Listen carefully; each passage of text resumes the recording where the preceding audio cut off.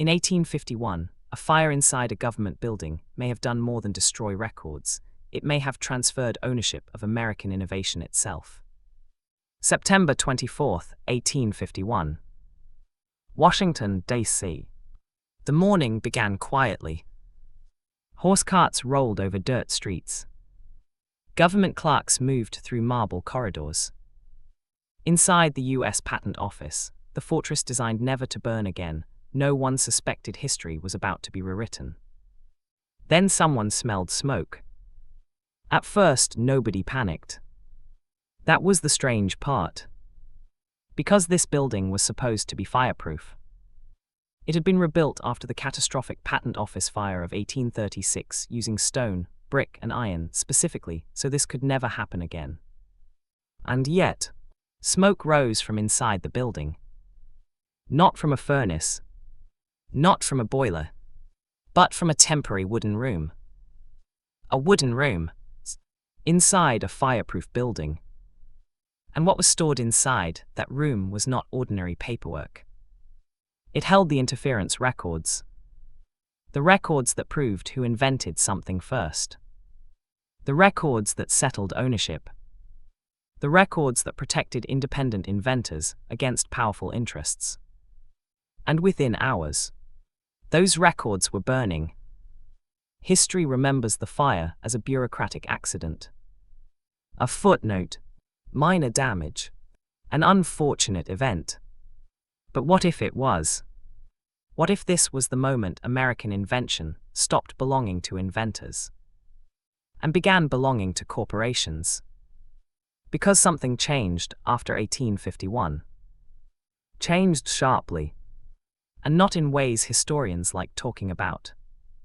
Before the fire, American patents were dominated by individuals. Farmers, machinists, blacksmiths, tinkerers, independent craftsmen.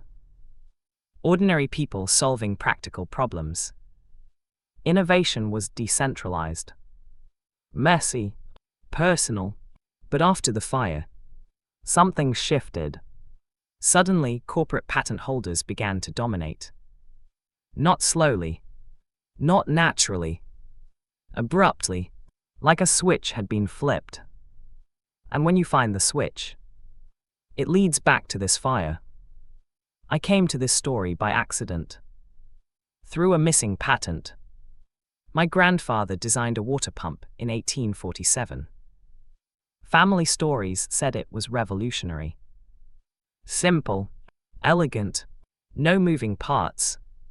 Nearly impossible to break. Farmers supposedly used his hand-built pumps for decades. He applied for a patent.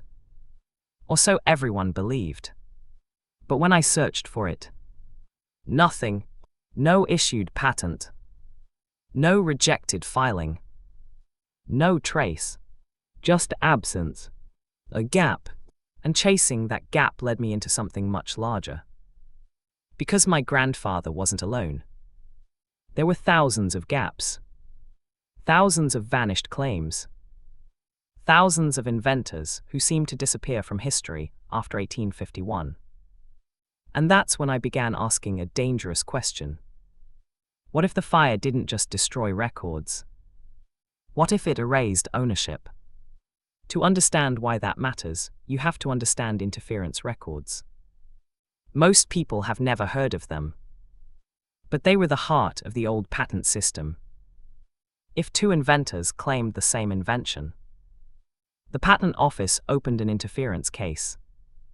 Investigators examined drawings, working models, witness testimony, lab notes, filed applications, and they determined who invented it first. Not who filed first, who invented first. That difference protected ordinary inventors. A mechanic in Vermont could defeat a wealthy manufacturer in New York if he could prove he invented first. That was the system. And those proofs were stored in the room that burned. Now consider the timing. 7 months before the fire, Congress passed the Patent Act of 1851. Officially, it was called a democratizing reform. Patent fees lowered. Terms extended. Filing simplified. That's how textbooks describe it. But that isn't what it really did. It turned patents into tradable assets. Before 1851, most inventors used their own patents. After 1851, patents could be bought, sold, bundled, speculated on. Suddenly, patents were commodities. Investments, property portfolios. And 7 months later, the records proving who actually invented what. Burned. Maybe coincidence. Maybe. But coincidence begins to look different when incentives line up. Because who benefited? That question never leaves me. Then there's the wooden room. That detail haunts me. A wooden room. Inside a fireproof structure, housing the most important records in American patent law. Why? Official explanation. Temporary construction during renovations. Cheaper, flexible, convenient. But congressional records show the Patent Office had requested funding for permanent fireproof model storage in 1848. Funding was denied. 3 years later, the temporary wooden room burns. Then Congress immediately funds permanent fireproof construction. Denied protection. Records lost. Replacement funded. That pattern feels familiar. Too familiar.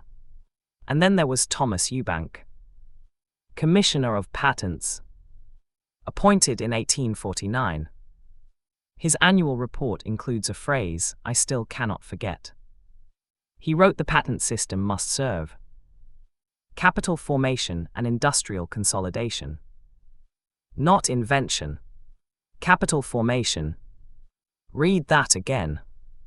The Patent Office was originally built to protect inventors. Now its commissioner described its purpose as enabling capital. That is not a small philosophical shift. That is a revolution. And it happened just before the fire. Under his administration. Inside a room built during his tenure. Containing records destroyed on his watch. Sometimes patterns don't need explanation. They accuse on their own. Then I found the lawsuits. 1852 through 1860. Independent inventors suing corporate patent holders. Claiming prior invention. Losing. Again. And again. And again. Not because they lacked ideas. Because they lacked documentation. Documentation that had burned. Court decisions repeatedly ruled. Without official Patent Office records, prior invention claims failed. Think about what that means. A fire didn't just destroy papers. It destroyed legal memory. And whoever controlled memory controlled ownership. One case nearly exposes everything. Elias Howe, a machinist. His sewing machine claims predated Singer. But interference records proving it had burned. Singer had lawyers. Money. Time. Howe had almost nothing. Except personal notes he had preserved himself. He won. Barely. But what about inventors without notebooks? Without lawyers? Without resources? How many disappeared because they could not fight? History doesn't count them. It forgets them. Then I found something even stranger. The patent assignment books. Records showing who sold patents to whom. Volumes from before 1851. Remarkably complete. Volumes from 1851 to 1855. Fragmented. Missing sections. Some never transferred to the National Archives. Referenced in records. But gone. How do government records simply vanish? And why these years? Exactly these years. the years corporate patent empires first emerge. That isn't a coincidence. That's a pattern. Then one transaction stopped me cold. November 2nd, 1852. American Machine Works acquires 47 patents, 1 purchase, 23 inventors, 7 states, 1 day. Price, $8,900. Less than $200 per patent. How does one corporation acquire 47 inventions from 23 inventors in a single transaction? Just 1 year after ownership records burn. The missing assignment books would tell us. If they existed. But they don't. Or they're gone. Which may be the same thing. And that's when my grandfather's lost water pump stopped feeling personal. It became evidence. Maybe he wasn't unlucky. Maybe he was ordinary. Maybe what happened to him happened to thousands. And if that's true, American innovation wasn't merely industrialized. It was consolidated. Through law, through fire, through missing proof. Sometimes I wonder if I'm connecting dots that don't belong together. Then I return to 3 facts. Timing, incentive, outcome. The law made patents tradable. 7 months later, proof burned. Within a decade, independent inventors collapsed from 71% of filings to 23%. Timing, incentive, outcome. That isn't proof. But it is enough to ask questions no one asks.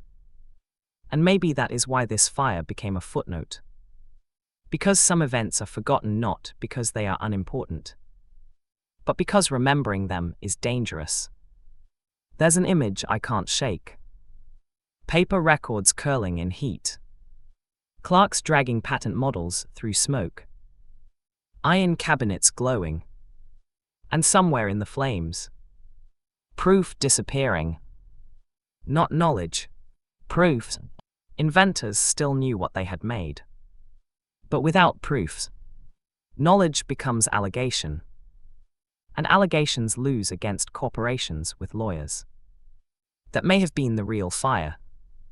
It's not what burned in the room, but what burned in law. People compare Alexandria to a tragedy. But maybe they miss something. Libraries do not only hold knowledge. They hold authority. Burn the records, and you change who can claim truth. That may be what happened here. And if so, modern corporate intellectual property may have been born. In smoke, my grandfather stopped building his pumps after another inventor patented a similar design in 1852. And threatened him with infringement if he kept making them. Imagine that. A man threatened for building his own invention. Not because he was wrong. Because he couldn't prove he was right. That difference may be the whole story. And it began with a fire nobody remembers, but this was not the first patent office fire. And when I began comparing the fire of 1836 to the fire of 1851, I found something impossible to ignore. The same patterns, the same beneficiaries, the same missing records, and a question far darker than conspiracy. What if the second fire wasn't correcting an accident, but finishing something the first fire started? What if the 1851 fire wasn't the crime, but the cover-up? Because when I looked at the first patent office fire in 1836, I realized the story may have started 15 years earlier. Most people hear about the 1851 fire and assume it was a single disaster. A tragic accident. An isolated event. But the deeper I dug, the less it looked isolated. Because America's patent office had already burned once before. And not in some small incident. In catastrophe. December 15, 1836. A freezing Washington night. Snow on rooftops. Gas lamps glowing through fog.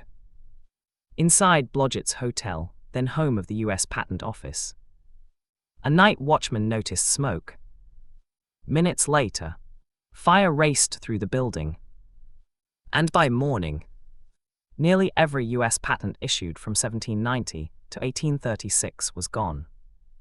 10,000 patents destroyed, drawings, models, specifications, proofs, all erased.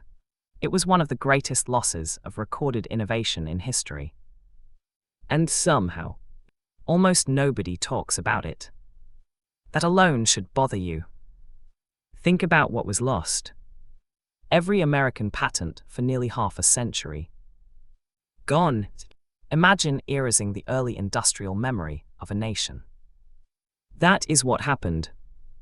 And yet history presents it as bad luck. A chimney fire. An old building. It's nothing more. But even in official accounts, details feel strange. The building supposedly had no fire suppression. Little overnight security. Critical records stored in vulnerable conditions. And somehow, the center of America's invention system had almost no protection. How does that happen? Negligence. Maybe. Once. But then it happens again in 1851. That's when negligence starts looking like structure. After the 1836 disaster, Congress panicked. New funding. New safeguards.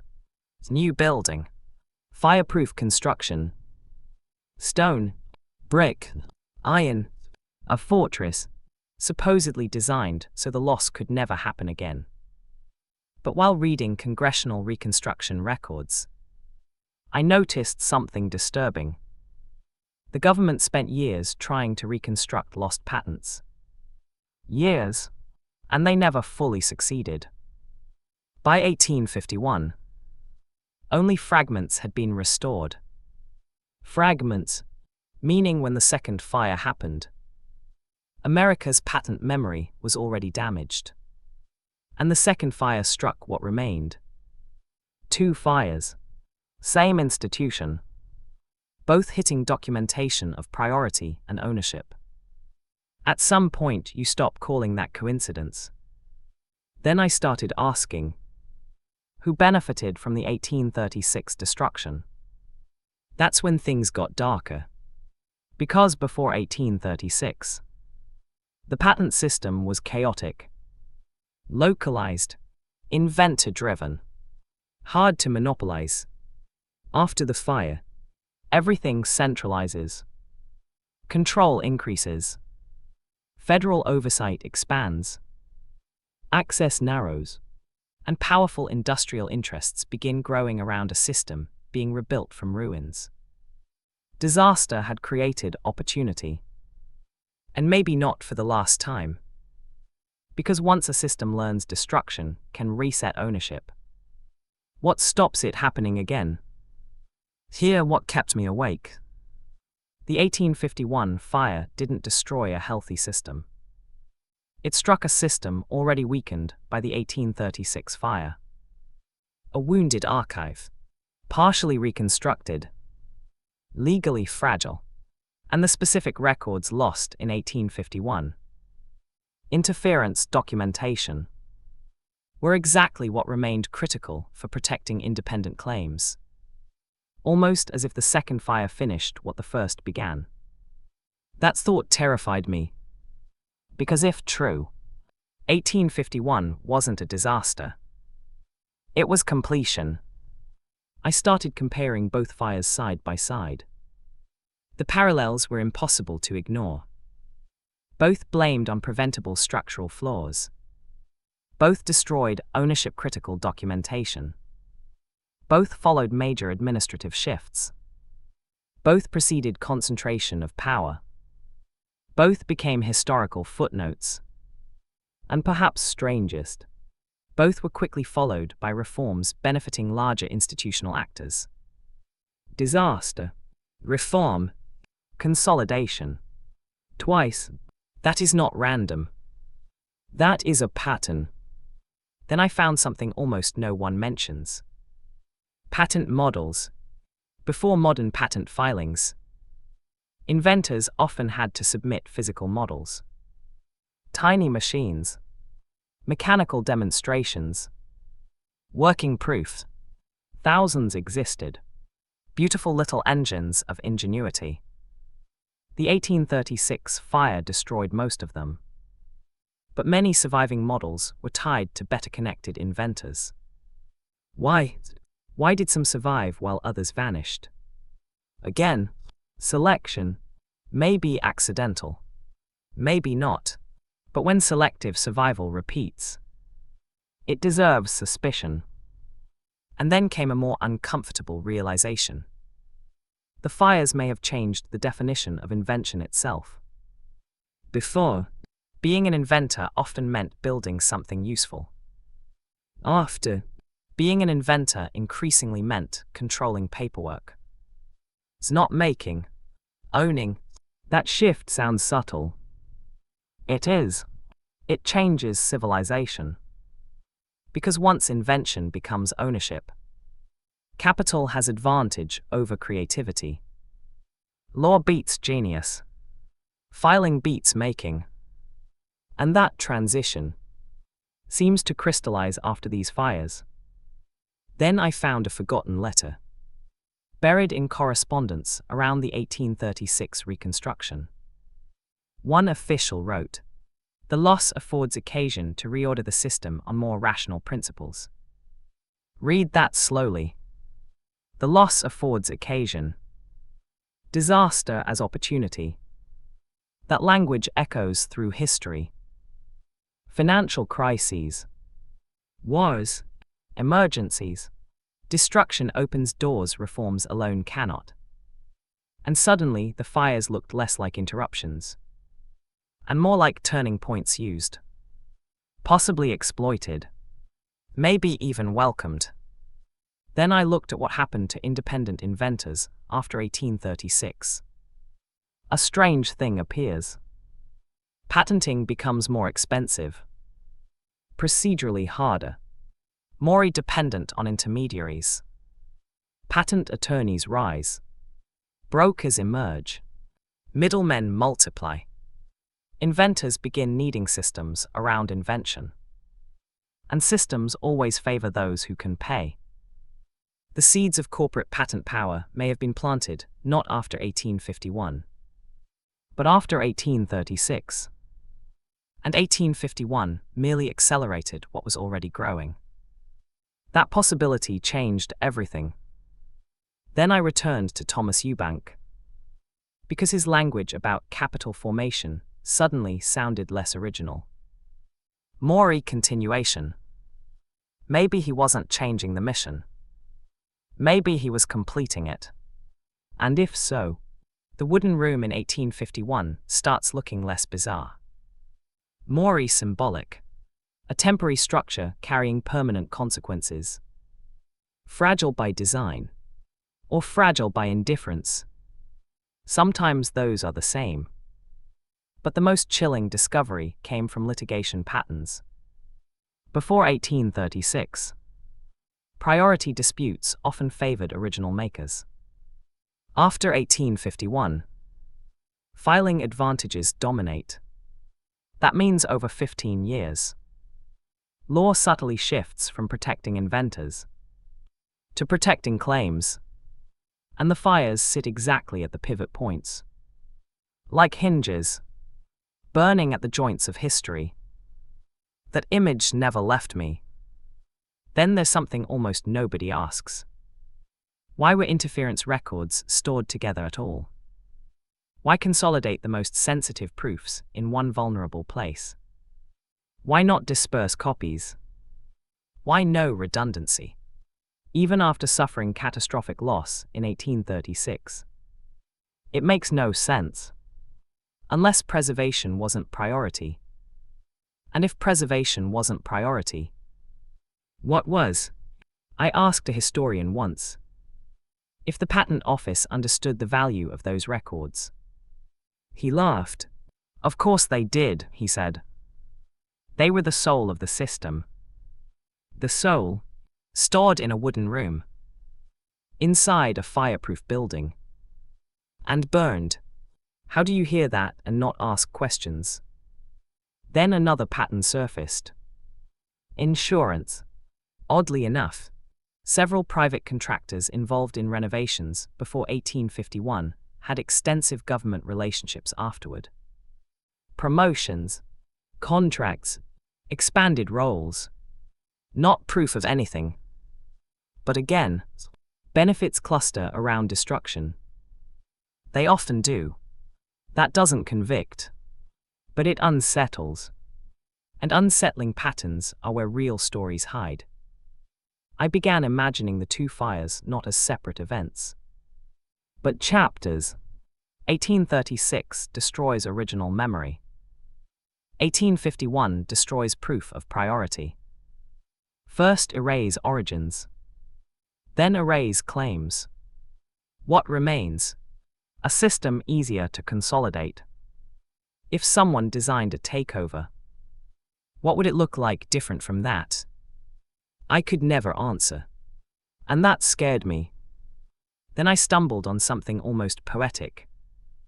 The patent office after Reconstruction was called the Temple of Invention. A temple, burned twice, and after each burning, priesthood changed. Maybe that's metaphor. Maybe not. But some metaphors reveal truth better than facts. And then came the number I couldn't forget. Before 1850, independent inventors filed 71% of patents. Within 10 years, 23%. That isn't market evolution. That's collapse. And collapses have causes. Maybe machinery. Maybe industrialization. Or maybe a legal memory was burned away. Maybe both. But history usually tells only one version. The clean version. The inevitable version. Not the version with smoke. I kept thinking about my grandfather. His lost pump. His silence. How many inventions died quietly because their creators saw the system changing and stopped trying. That loss would never appear in records, because unmade patents leave no archive. Only absences. And absences are hard to count. But maybe they're the biggest loss of all. The inventions never pursued. The workshops abandoned. The ideas surrendered. Burned before becoming history. And then one's thought hit me harder than anything. What if the true destruction wasn't the records already burned, but the precedent established? That records could disappear, and ownership could be renegotiated afterward. Because once a system learns that, it never fully forgets. And maybe modern intellectual property still carries that scar. Maybe we still live inside structures shaped by those fires. That possibility is difficult to unsee. But the deeper conspiracy may not be the fires. It may be what happened immediately after. Because after 1851, something emerged almost overnight. A market for patents. Patent brokers. Speculative patent holdings. Mass acquisition. Portfolio capitalism. Not invention as creation. Invention as asset class. And once I began tracing who built fortunes there, I found names. Railroad money. Manufacturing dynasties. Political families. And one corporation whose rise after the fire looks impossible. Unless the fire changed more than records. Cliffhanger ending. I thought the fires were the story. I was wrong. The fires may have only cleared the ground. Because in the years after 1851, corporations began assembling patent empires so massive. They should not have been possible. And when I traced one company's acquisitions, I found a transaction so strange. It made the fire look almost small. Fires destroy evidence. but sometimes the real story begins with who builds empires afterward. By the time I reached this point, I no longer believed the fires were just about destruction. Destruction was only half the story. The other half was acquisition. Because once records vanish, ownership becomes negotiable. And when ownership becomes negotiable, someone always profits. The question was, who? And the deeper I looked, the more the answer seemed to lead toward something historians barely discuss. The birth of patent empires. In popular history, industrial America rises through genius, innovation, factories, steam, steel, great men building modernity. That's the myth. But myths simplify. Reality often moves through paperwork, contracts, assignments, transfers, quiet signatures, invisible power. And after 1851, those signatures begin moving strangely. Very strangely. It started with a transaction. November 2nd, 1852. American Machine Works, a little-known patent-holding company. Not a manufacturing giant. Not yet. Just 1 year after the fire, it acquires 47 patents. 47. From 23 inventors. Across 7 states. In a single purchase. For $8,900. Less than $200 per patent. Even in 1852. That looked suspiciously cheap. But the strangest part wasn't the price. It was the speed. How does one company assemble dozens of patents from scattered inventors almost overnight? In a newly formed patent assignment market. Immediately after ownership records burn. That wasn't ordinary business. That looked like preparation. And I wanted to know who was behind American Machine Works. That was when the trail became unsettling. Because the names behind it connected to financiers, rail interests, federal contractors, and political insiders with relationships inside the patent office. Not direct evidence, connections, but dense ones. Too dense to ignore. And suddenly the company no longer looked like a startup. It looked like an instrument. Most people assume corporations built patent portfolios slowly. One invention at a time. That's not what records suggest. Some portfolios appear almost fully formed. As if assembled in blocks. Rapidly. Artificially. Too quickly for ordinary innovation. And many of those assembly records sit precisely in the missing assignment years. 1851 to 1855. The years with fragmented books. The years history can't quite show clearly. Conveniently, I kept coming back to one impossible question. How do patent empires emerge overnight? Unless ownership was suddenly cheap. And how does ownership become cheap? When inventors lose leverage. And how do inventors lose leverage? When proof burns, everything kept folding back into the fire. Imagine you're a machinist in Ohio. You invent something useful. File a patent. But now patents can be sold. You're poor. Someone offers cash. Maybe you take it. Maybe you have no choice. Multiply that by thousands. Now imagine brokers coordinating purchases. Bundling inventions. Building portfolios. That's not invention. That's extraction. And after 1851, that model explodes. Patent brokers emerged almost as a new profession. Middlemen in ideas. Buying rights. Packaging claims. Reselling innovation. Speculating. By some accounts, Patents were becoming something like securities. And suddenly invention had Wall Street logic. This wasn't the old world of independent tinkerers. This was financial engineering. And it arrived right after the records burned. Again, timing, incentive, outcome. Then I found something stranger. A phrase appearing in correspondence. Patent aggregation. 1850s. Much earlier than I expected. Aggregation. Not invention. Aggregation. Collecting rights. Concentrating claims. Building defensive monopolies. Modern patent trolling. Before the term existed. And maybe that practice didn't begin in Silicon Valley. Maybe it began in the ashes of 1851. Then there were the assignment books. Or what remained of them. The gaps bothered me obsessively. Because they weren't random. The missing volumes cluster around the years of rapid portfolio formation.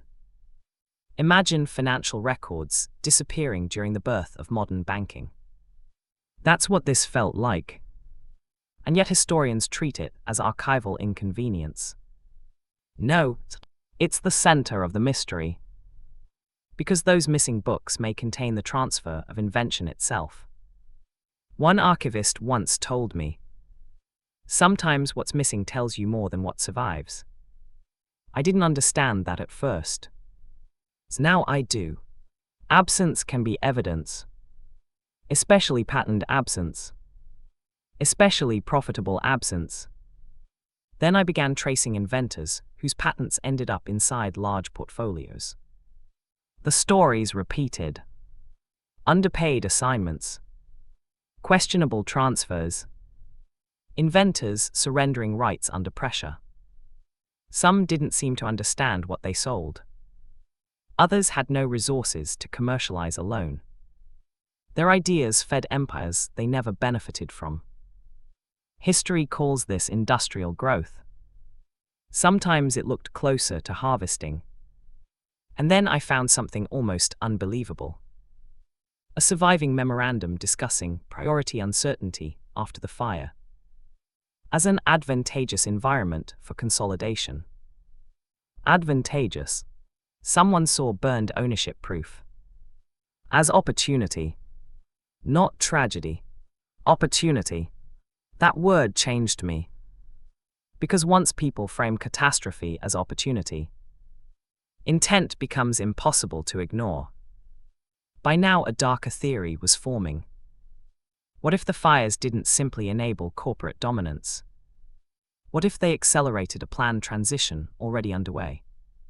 What if the Patent Act, the administrative shifts, the missing records, the sudden portfolios, weren't separate events, but pieces? That thought felt paranoid.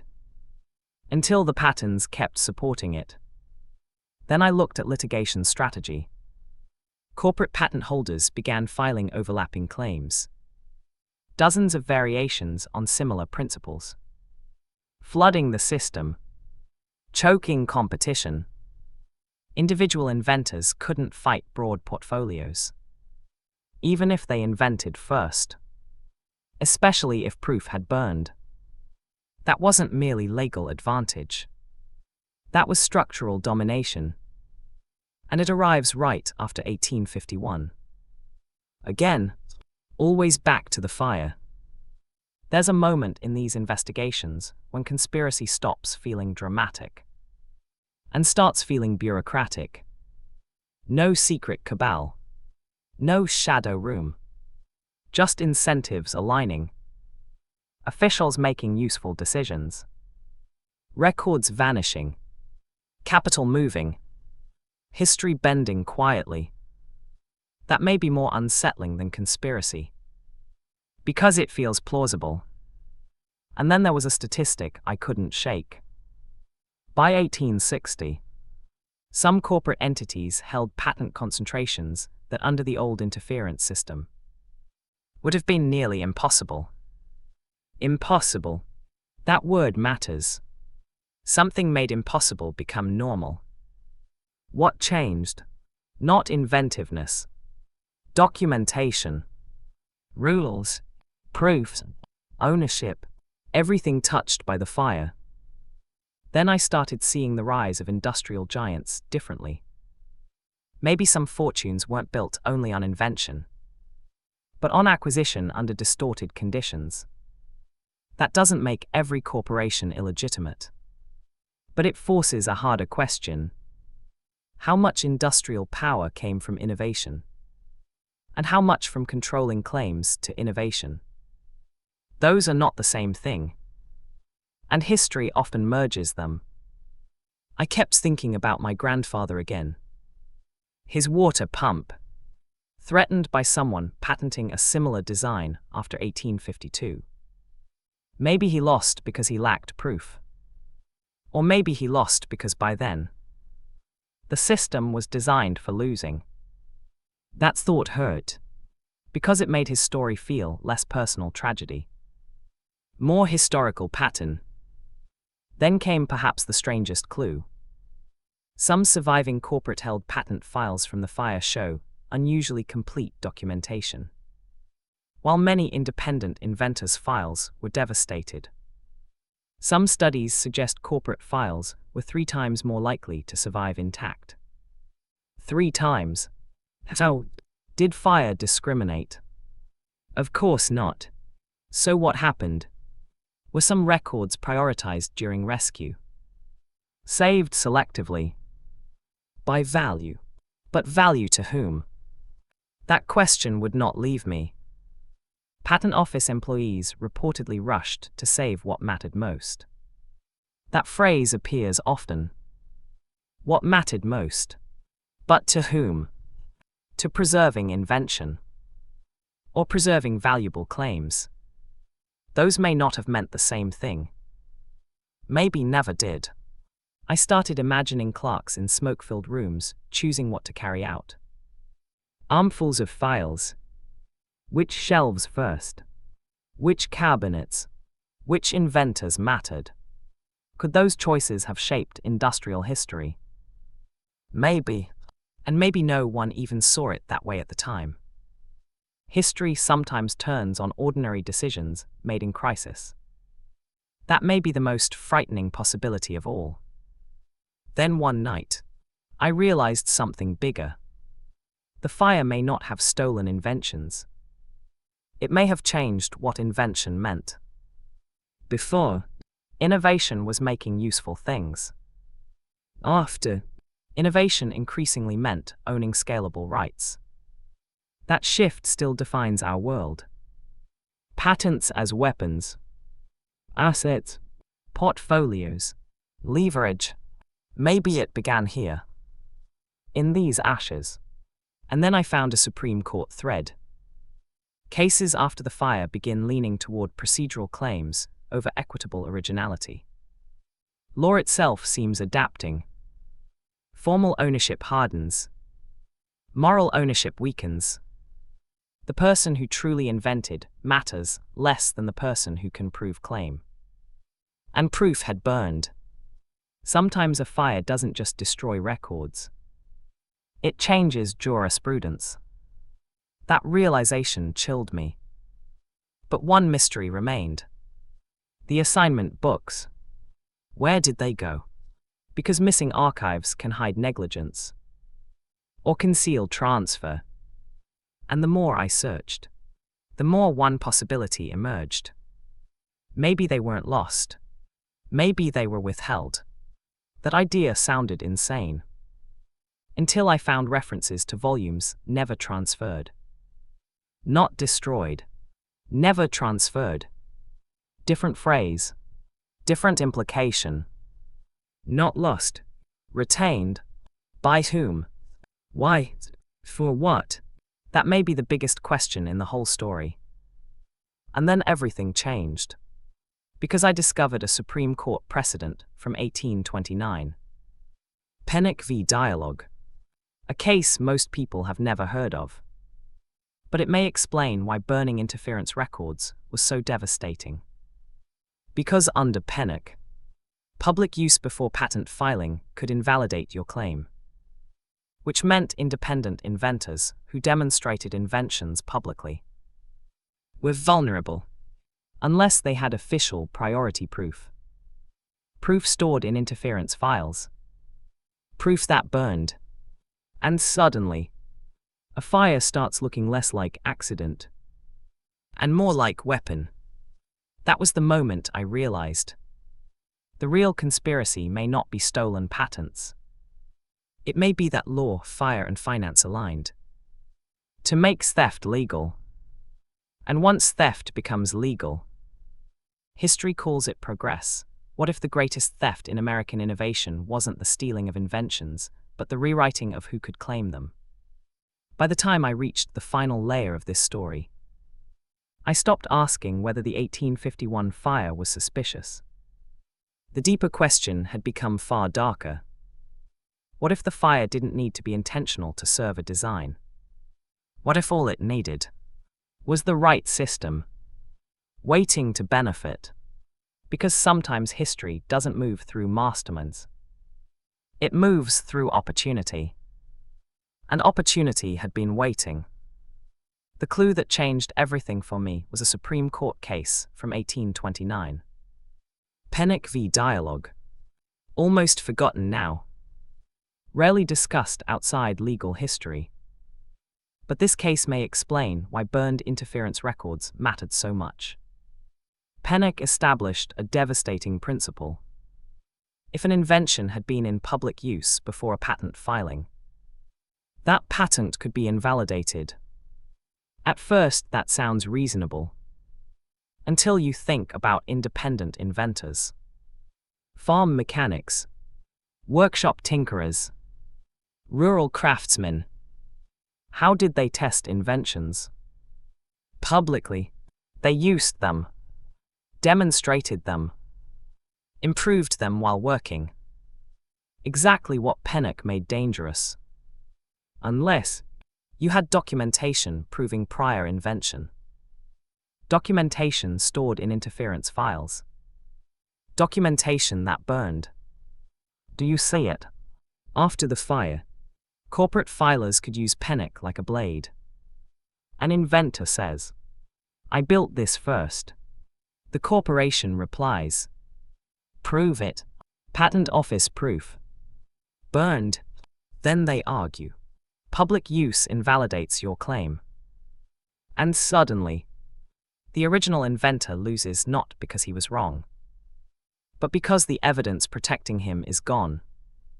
A fire, a precedent, a market, together, a weapon. That was the moment I realized this story may be bigger than patents. It may be about capture. Because after 1851, everything accelerates. Corporate patent portfolios multiply. Assignment markets deepen. Independent filings collapse. Industrial consolidation surges. And what strikes me most is how complete the transition is. It doesn't look like gradual evolution. It looks like a system snapping into a new shape, as though constraints disappeared. And maybe they had, because maybe the interference records were those constraints. Burn them, and a new game begins. And maybe that explains something historians often treat as inevitable: the rise of industrial monopolies. Maybe it wasn't simply technological destiny. Maybe legal memory was altered first. People talk about the Gilded Age as if giant corporate power just emerged naturally. But perhaps the soil was prepared earlier. In archives, in courts, in fire. Maybe monopoly was not merely built. Maybe it was enabled. Then I returned to the number I could never shake. Independent inventors. 71% of patents in 1850. 23% within a decade. History calls that industrialization. But collapses of that scale usually have causes. Structural causes. And the transition point is the fire. Still, Always. The fire. Then there's the strange silence. This may disturb me more than anything. Go visit the old patent office building. It still stands. Today it houses the Smithsonian American Art Museum. Walk those halls. See the plaques. They tell you a fire occurred. They mention damage, restoration, architecture, but almost nothing about interference records. Nothing about assignment gaps. Nothing about ownership consequences. Nothing about who benefited. How can the central mystery be absent? Silence can be accidental, but repeated silence becomes curation. And curated memory is its own form of power. I once asked a Smithsonian historian, why don't the exhibits mention the interference records? He paused, then said, that isn't usually how the fire is interpreted. Interpreted, not studied. Interpreted. That word haunted me. Because interpretation decides memory. And memory decides legitimacy. Sometimes I think about Alexandria. People remember flames, scrolls, loss, but rarely ask, who benefited from forgetting? Maybe every famous archive burning asks the same question. Not what was lost, who gained? And once you ask that about 1851, you can't stop, because beneficiaries appear everywhere. Patent aggregators, industrial financiers, corporate litigants, a system reorganized around capital. Exactly what Eubank wanted. Capital formation. His phrase keeps echoing, like confession hidden in plain sight. And then there's the wooden room. I kept coming back, because symbols matter. A fireproof building, containing one fragile wooden chamber, housing the exact records that protected independent invention. Why that room? Why there? Why temporary? Officially, cheapness, convenience, flexibility, maybe. But if someone invented this detail in fiction, you'd call it too obvious. Reality sometimes hides in things too obvious to believe. Then I found the cruelest possibility. Maybe nobody needed to burn specific files. Maybe selective rescue was enough. If clerks prioritized commercially valuable files, corporate claims survive. Independent ones vanish. No conspiracy. Just decisions. But those decisions still shape history. And perhaps that is harder to confront. Because no villain exists. Only systems. And systems are harder to accuse. But maybe there was intent. I don't know. I don't have a smoking gun. Only timing. Incentive. Outcome. Still, sometimes those three are enough. Especially when they align this cleanly. Patent commodification. Fire. Corporate domination. Missing records. Missing assignment books. Missing historical emphasis. Too many absences. And absences have weight. Then I thought again about my grandfather. His water pump. His silence. He stopped building because another patent holder threatened suit. Imagine that. An inventor frightened away from his own creation. Because proof had burned. How many stories like that vanished unrecorded? That may be the true lost archive. Not burned paper. Silenced inventors. We can't measure that, which makes it even larger. And here's what unsettles me most. The official story says the fire damaged around 2,000 patent files. But later analysis suggests surviving documentation favored corporate holders at dramatically higher rates. 3 times more likely complete. I keep circling that number. 3 times. Statistics rarely whisper. They point, and this one points somewhere uncomfortable. Either survival was selective, or rescue was. Neither possibility is innocent. I used to think innovation meant brilliance. Now I think it also means memory. Because invention without proof is rumor. And rumor cannot survive institutions. That may be what burned in 1851. Not knowledge, but legitimacy. And legitimacy is harder to rebuild than buildings. They rebuilt the walls. They never rebuilt the proofs. That difference may be the whole tragedy. Congress immediately funded permanent fireproof construction after the fire. Interesting, isn't it? Before loss, funding denied. After loss, funding approved. Protective measures arrive only after what mattered most is gone. That pattern appears everywhere in history. Too often. Sometimes I wonder, if the fire had never happened, would independent inventors still have been pushed aside eventually? Maybe. Industrialization was coming. Scale mattered. Capital mattered. Perhaps corporations would still rise. But maybe not this way. Maybe not this fast. Maybe not through erased proof. And maybe that difference matters morally. Even if history arrives somewhere similar. Then another realization struck. The real theft may not have been stealing inventions. It may have been convincing us the transition was natural. Inevitable. Progress. Because once people believe consolidation was destiny, they stop asking how it happened. That may be the final victory of forgetting. And maybe that's why the fire became a footnote. Because remembering it opens too many questions.